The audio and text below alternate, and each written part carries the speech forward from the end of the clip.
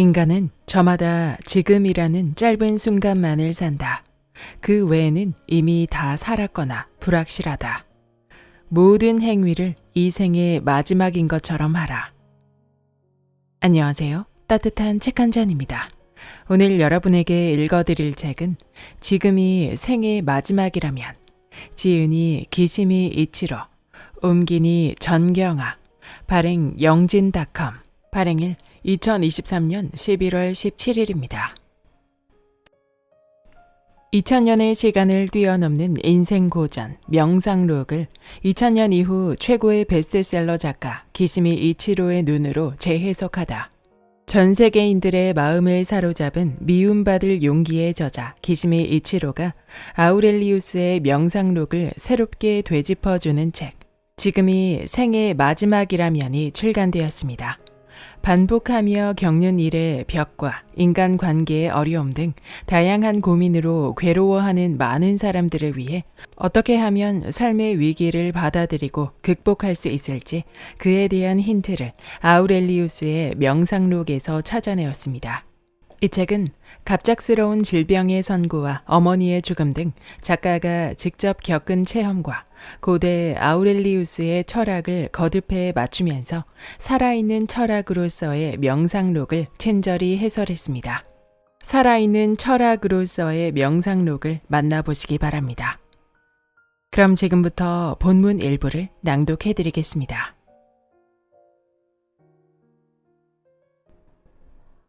삶이 힘든 지금 읽어야 하는 지침서. 인생의 기로에 섰을 때 인간관계로 고민하고 살기 힘들다고 느낄 때 여러분은 어떤 책을 손에 드나요? 저는 그럴 때 꼭 읽었으면 하는 책으로 명상록을 꼽습니다. 이 책이 쓰인 시기는 지금으로부터 2000여 년 전, 글쓴이는 제16대 로마 황제 마르쿠스 아우렐리우스 안토니우스입니다.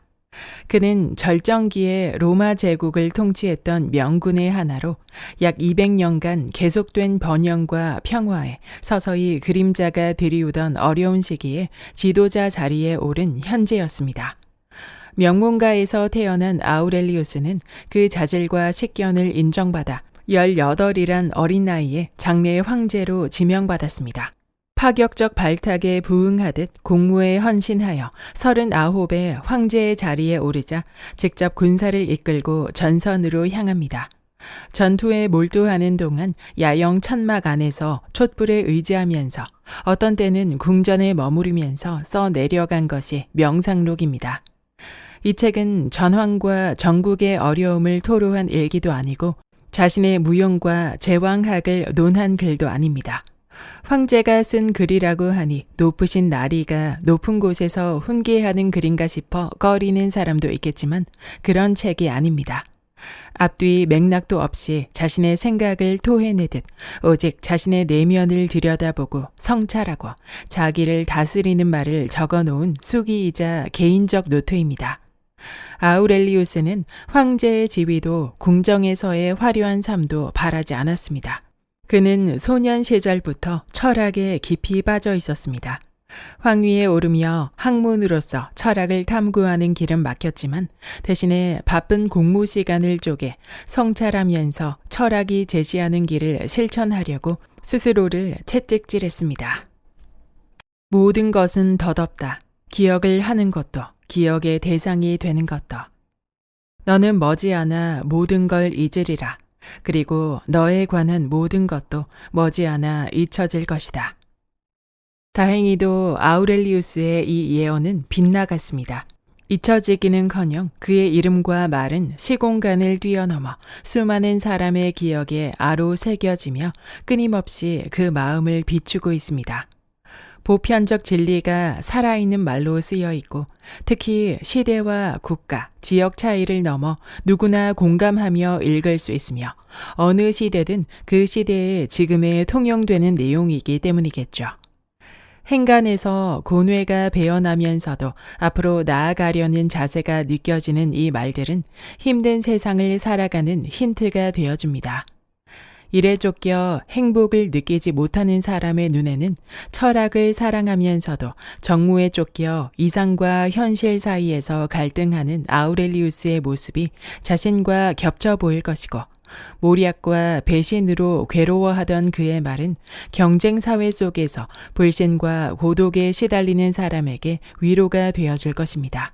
명상록에서 그는 대립하지 말고 서로 돕고 살자고 끊임없이 호소합니다. 베타주의가 팽배한 지금 경종을 울린다는 의미에서도 꼭 읽어봐야 하는 책이라고 생각합니다. 너는 하고 아우렐리우스가 자신에게 했던 말이 독자인 우리에게 하는 말처럼 들리기도 합니다. 마음에 남는 짧은 글도 있고 당장은 의미를 이해하기 어려운 글도 있으나 그 진위를 파악해 가면서 행복이란 무엇인지, 타자와 공생하는 지혜는 무엇이고 어려움에 맞서는 방법은 무엇인지 함께 생각해 봅시다.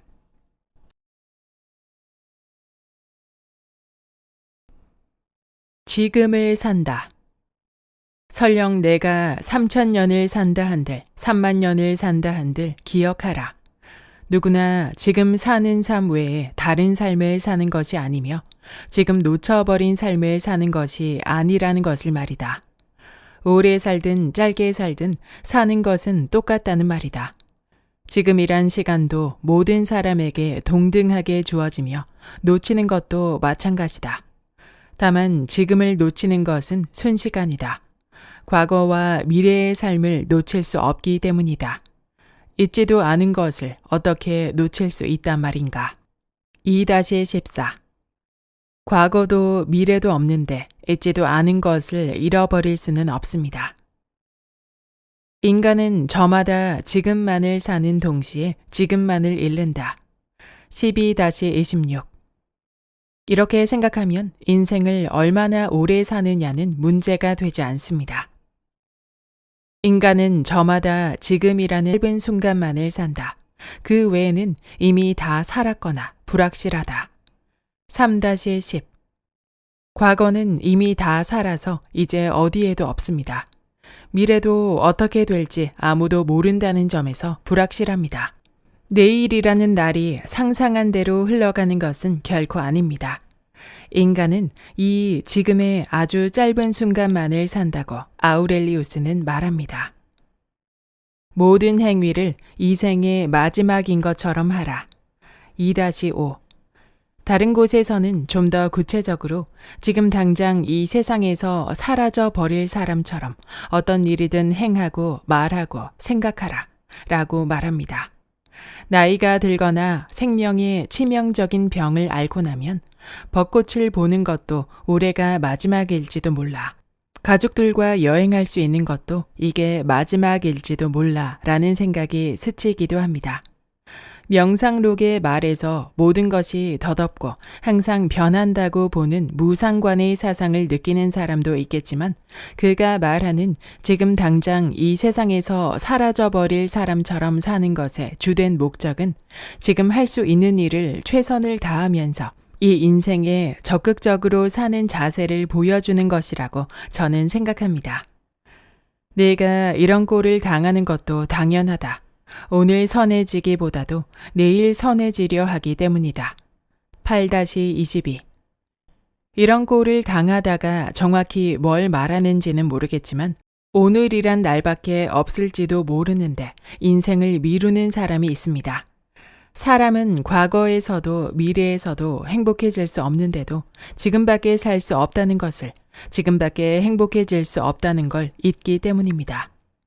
스토아 철학은 자신에게 일어나는 일을 권내에 있는 것과 권내에 있지 않은 것으로 나누어 생각합니다. 권내에 있다는 것은 자신의 능력 안에 있다는 뜻입니다. 내 힘으로는 어떻게 할 수 없는 것을 바라지 않으면 자유로워질 수 있습니다. 과거도 미래도 권내에 있지 않습니다. 과거는 이미 지나갔고 미래는 아직 오지 않았습니다. 그러니 과거를 돌아보고 후회하는 것도 미래를 떠올리며 불안해하는 것도 다 부질없는 짓입니다.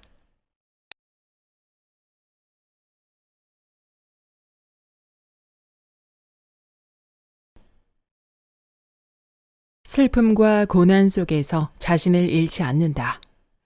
이렇게 인간은 어려운 과제에 도전했다가 원하는 결과를 얻지 못하고 힘들어하기도 합니다. 그래도 이 경우는 스스로 어려운 과제에 도전한 것이라서 그럭저럭 마음을 다잡을 수 있습니다. 그런데 자신의 의사와 상관없이 외부에서 난데없는 시련이 닥치면 마음에 큰 상처를 입기도 합니다. 부모를 잃거나 아이를 먼저 보내고 아니면 재해와 불의의 사고로 가족과 친구를 갑작스레 잃거나 가산을 전부 잃는 식으로 말이죠. 자신이나 가족이 죽을지도 모를 병에 걸린 걸 알았을 때도 말로는 표현할 수 없는 절망감과 일이 손에 잡히지 않을 만큼 큰 슬픔에 빠집니다. 내일이라는 날이 당연히 올 것이라 생각했는데 그것이 결코 자명하지 않다는 생각에 시간이 멈춘 것처럼 느껴집니다. 그런 일은 누구에게나 일어날 수 있습니다. 본성이 감당하지 못하는 일은 누구에게도 일어나지 않는다. 다른 사람들에게도 똑같은 일이 일어나지만 일어난 걸 모르거나 고매함을 과시하느라 해를 입어도 태어난 척한다. 무지와 허세가 사려보다 강력하다는 것은 조금 무섭다. 5-18 아우렐리우스는 인간이 감당할 수 없는 일은 원래 절대로 일어나지 않는다고 말합니다. 무지와 허세가 사려보다 강력하다는 것은 이런 의미입니다. 자신에게 무슨 일이 일어났는지 모르는 것은 무지입니다. 그런 사람이 실제로 있을지 모르겠지만 고매함을 과시하느라 해를 입어도 태어난 척하는 것이 허세입니다. 그에 반해 사려 깊은 사람은 어떠한 시련이 닥쳐도 거기에 맞서 아무 일도 일어나지 않은 척 허세를 부리지 않습니다. 이러한 자세는 그 시련을 감당해 내겠다는 것을 뜻합니다. 2장에서 다음 문장을 인용했습니다. 끊임없이 파도치는 땅 위에 서 있어라. 버티고 서서 그 주변에 부서지는 물보라를 잠재워라. 4-49 이 뒤에는 다음과 같은 글이 이어서 나옵니다. 이런 일이 일어나다니 나는 불행하다. 그렇지 않다. 그런 일이 일어났는데도 쓰러지지 않고 미래를 두려워하지도 않고 힘들어하지도 않고 멀쩡하게 있을 수 있다니 나는 행복하다. 그런 일은 누구에게나 일어날 수 있지만 그렇다고 모두가 힘들어하는 것은 아니기 때문이다. 4-49 슬픈 일, 힘든 상황에 직면했을 때 많은 사람들이 나는 불행하다고 생각합니다. 하지만 그런 일이 일어나서 불행한 것이 아니다. 비운에 쓰러지지 않고 나는 앞으로 어떻게 될까? 미래를 생각하며 불안해하지 않고 힘들어하지 않는 것이 행복이라고 아우렐리우스는 말합니다. 불행의 한복판에 있는 사람에게는 상상할 수도 없는 견해인지도 모릅니다. 아우렐리우스는 다음과 같이 마무리합니다. 앞으로 너에게 슬픈 일이 찾아들 것 같으면 늘 다음의 원리가 작동된다는 것을 기억하라. 그것은 불행한 일이 아니다. 품격 있게 견뎌낼 수 있으니 외려 행복한 일이다. 4-49 슬픈 일이 일어나는 것은 피할 수 없습니다. 문제는 그것을 어떻게 받아들여야 하는가. 앞서 인용한 글에서는 힘들어하지 않고 멀쩡하게 있을 수 있는 것이 행복이라고 말해놓고 여기서는 품격 있게 견뎌내는 것이 행복이라고 말합니다. 견디지 않으면 안 될 정도로 마음에 큰 영향을 받았다는 뜻이죠. 파도는 끊임없이 밀려옵니다. 하지만 그 파도를 품격 있게 받아들일 수 있으면 이윽고 물보라는 잠잠해집니다. 운명을 받아들인다. 일어나는 모든 일이 어렵고 힘겹게 느껴져도 기꺼이 받아들여라. 5-8 살다 보면 돌부리에 걸려 넘어질 때도 있고 벽에 부딪힐 때도 있겠죠. 이 장에서 처음으로 인용한 문장 중에 그보다 다른 사람이 해내기에 딱 알맞은 일이라면 너도 해낼 수 있다고 생각하라가 있었는데 여기서는 일어나는 모든 일을 받아들이라고 말합니다. 아우렐리우스는 왜 힘들게 느껴져도 전부 기꺼이 받아들이라고 말하는 것일까요? 일어날 일은 전부 일어나게 되어 있다. 4-10 자연을 따르면 나쁜 일은 하나도 일어나지 않는다. 2-17 일어날 일은 전부 일어나게 되어 있고 그것이 운명이라고 생각했기 때문입니다. 그래서 아무리 힘들게 느껴져도 그 전부를 받아들이라고 말한 것입니다. 일어나는 일들을 자신의 의지대로 따르는 것은 이성적인 동물에게만 허락된다. 10-28 그것도 그냥 받아들이는 것이 아니라 여기서는 자신의 의지대로 따른다는 표현을 씁니다. 앞서 1장에서도 인용했지만 자신에게 주어진 것을 사랑하고 환영하라 라는 말도 했습니다. 독일의 철학자 니체는 이를 운명애라고 표현했습니다. 인간의 위대함을 보여주는 나의 공직은 운명애다. 어떤 상황에서든 다른 것이 존재한다고 생각하지 않는다. 미래에도 과거에도 영원 전체에도 필연적인 것을 견뎌낼 뿐만 아니라 감추려고도 하지 않는다. 모든 이상주의는 필연적인 것 앞에서 거짓이다. 그러니 필연적인 것을 사랑하는 것이다. 니체에 따르면 이 세상에 존재하는 것은 전부 필연적으로 존재하는 것이며 지금 존재하는 것은 다른 모습이 아닙니다. 그리고 이것이 앞으로 영원토록 반복되는 것입니다. 이는 아우렐리우스와 아주 흡사한 생각입니다. 하지만 일어날 일은 일어나게 되어 있으니 전부 받아들이고 사랑하라는 아우렐리우스의 사상, 운명을 순순히 받아들이라는 니체의 운명애적 사상에 거부감을 느끼는 사람도 있을 겁니다. 저도 나에게 닥친 불행, 자연재해, 나아가서는 이 세상에 있는 모든 안 좋은 일들이 전부 일어날만 해서 일어난다고는 생각하지 않습니다. 만약 우리에게 일어나는 일이 전부 자연에 따라서 일어나게 되어 있다라고 한다면 부당하고 불행한 일은 일어나지 않으며 악도 존재하지 않을 것이기 때문입니다.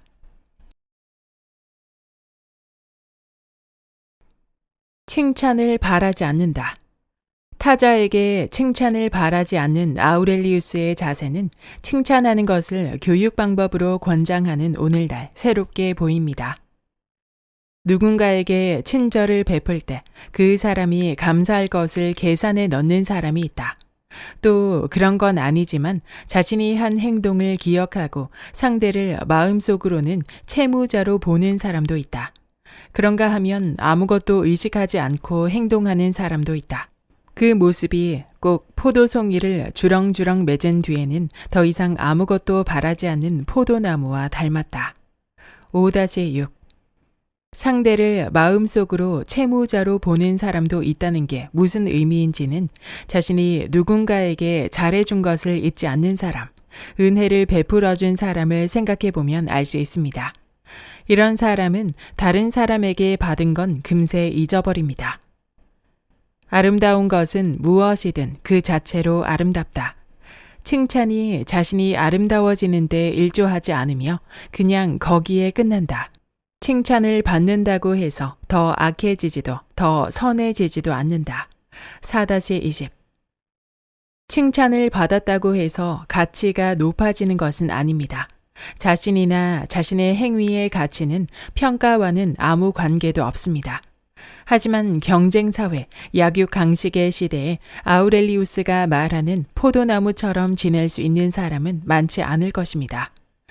칭찬을 자신의 일부로 받아들이지 않는 사람은 자신의 가치를 스스로 인정할 수 있어 타자의 칭찬을 필요로 하지 않습니다. 그런 사람은 칭찬이 평가이고 평가와 자신의 가치가 별개라는 것을 알고 있습니다.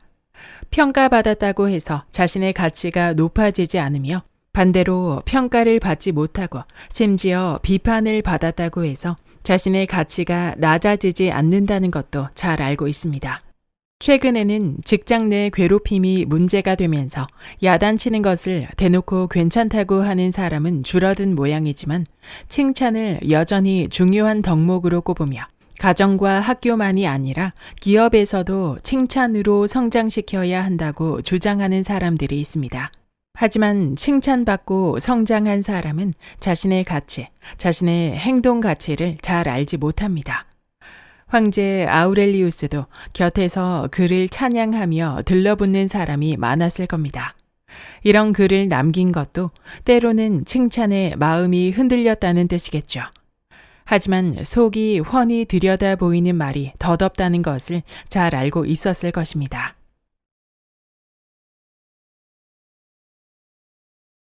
분노와 슬픔에서 자유로워진다. 분노와 증오, 슬픔과 같은 감정은 타자가 자신에게 하는 말과 행동이나 가까운 사람과의 이별 등으로 일어납니다. 그런데 스토아 철학은 그러한 외부 작용에 영향을 받아 마음이 파도치는 것을 억누르고 분노와 슬픔 속에서도 자신을 잃지 않고 마음의 평안을 유지하는 것을 행복이라고 생각했습니다. 아우렐리우스는 이런 마음의 모습을 아파티아, 부동심이라고 했습니다. 아파티아란 파토스, 정념이 없다는 뜻입니다. 화가 나려고 할 때 화를 내는 것이 남자다운 것이 아니다. 부드럽고 온화한 것이 더 인간적이고 남성적이라는 것을 염두에 두어야 한다. 11-18 염두에 두다는 스토아 철학의 사상을 행동의 지침으로 삼는다는 뜻입니다. 요즘 시대에도 버럭 소리를 지르고 상대를 큰 소리로 비난하고 그 자리를 강제로 굴복시키는 것이 남자답고 멋있는 행동이라고 착각하는 사람이 있습니다. 하지만 아우렐리우스는 감정적인 태도가 아닌 부드럽고 온화한 태도를 보이는 것이 남성적이고 인간적이라고 지적합니다. 이 문장은 다음과 같이 이어집니다. 강한 체력과 용기는 그런 사람의 것이지 화를 잘 내고 불만이 많은 사람의 것이 아니다. 부동심에 가까워질수록 힘이 따라 붙기 때문이다. 또 슬픔이 약자를 가리키는 증거이듯 분노도 약자라는 증거다. 그 사람이 어느 쪽이든 그 사람은 누군가의 행동에 상처 입고 굴복한 것이다. 11-18 슬픔을 약자의 증거라고 단정하면 육친을 잃고 슬픔의 기력을 잃은 사람에게는 악담으로 들리겠지만 언젠가는 슬픔을 굴복하고 자신을 잃은 상태에서 다시 일어서야 하는 것도 사실입니다. 저는 분노가 약자의 증거라는 아우렐리우스의 지적이 옳다고 생각합니다. 부동심에 가까워진다는 표현에서 아우렐리우스가 분노의 정념에서 자유로워지기 어렵다는 것을 인정했다는 것을 알 수 있는 것처럼 힘이 있는 사람은 화를 내지 않습니다.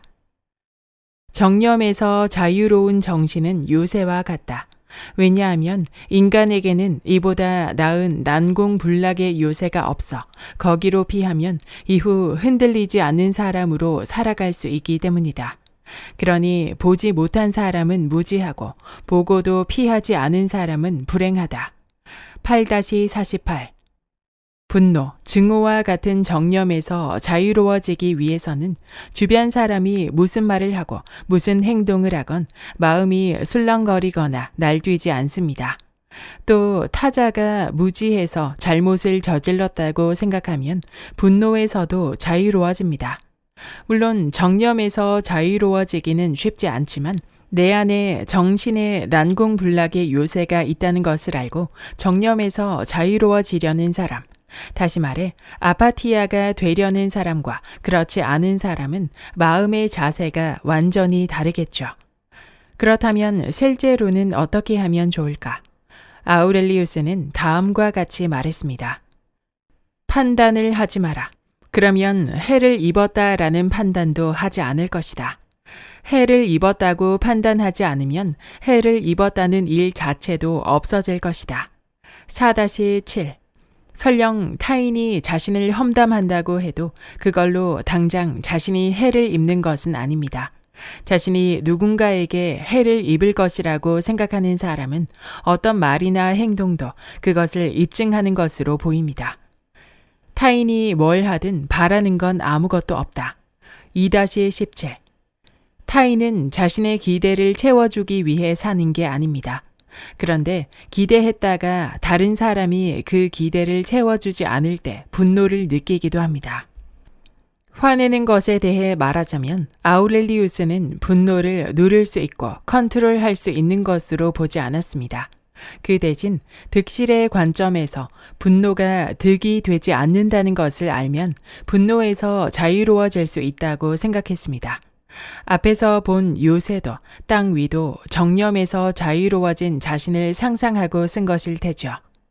일단은 이해한 것 같아도 그 이해가 지속되지 않을 때가 있습니다. 아우렐리우스 또한 주변에 있는 사람이 실수를 저지르면 심하게 다그치고 싶을 때도 있었을 것입니다. 앞에서도 인용했지만 내가 화를 내도 그들은 같은 행동을 할 것이다. 그런 일이 있는 날은 노트에 적어두고 화를 내어도 의미가 없는 것이라고 스스로를 타일렀는지도 모릅니다. 독자인 우리도 반복해서 쓰여 있는 아우렐리우스의 말을 읽을 때마다 자신을 돌아볼 수 있습니다. 명상록을 읽고 마음에 남는 말이 있으면 그것을 써두어도 좋겠죠. 아우렐리우스를 따라 노트에 매일의 생각을 적어볼 수도 있습니다. 그렇게 하면 자신을 객관적으로 볼 수 있고 부글부글 끓어오르는 생각을 진정시킬 수 있을 겁니다. 여기까지 지금이 생의 마지막이라면의 본문 일부였습니다. 이 책은 스토아 철학자이자 로마의 16대 황제였던 아우렐리우스가 일기처럼 썼던 명상록을 해설한 책입니다. 저자 기시미 이치로는 미움받을 용기로 유명한 작가인데요. 아들러의 심리학을 대화 형식으로 잘 해설했기에 많은 반향이 있었습니다. 이번 책 또한 자신의 경험과 철학적인 관점이 잘 어우러지도록 명상록에 대해 친절한 해설을 했습니다. 명상록은 약 2000년 전 로마 시대의 황제 아우렐리우스가 개인적인 고뇌와 철학적인 질문들을 써내려간 비망록이었고 그리스어로 쓰였으며 혼자 보는 글로 쓰였기에 각각의 글에 대한 배경 또한 쓰여 있지 않습니다. 그럼에도 2000년의 세월을 넘어 지금까지 수많은 사람들에게 영감과 깨달음을 주며 전해지는 이유가 분명 있을 것이라 생각합니다. 정말 흥미로웠던 것은 2000년 전의 시대에서도 지금과 별 다를 바가 없는 행복, 죽음, 인간관계에 대한 고민들이 존재했다는 사실이었습니다. 철학은 고민하고 질문을 던지고 사색하며 정답을 찾는 그 과정이 매력적인 학문인데요. 로마라는 거대한 제국의 황제도 한 사람의 인간으로서 지금의 우리와 같은 고민을 하고 행복에 관한 답을 찾아 나갔던 과정을 읽으며 시공간을 초월한 동질감을 느낄 수 있었습니다. 아우렐리우스가 신봉했던 스토아 철학은 현재에도 많은 이들에게 큰 울림을 주는데요.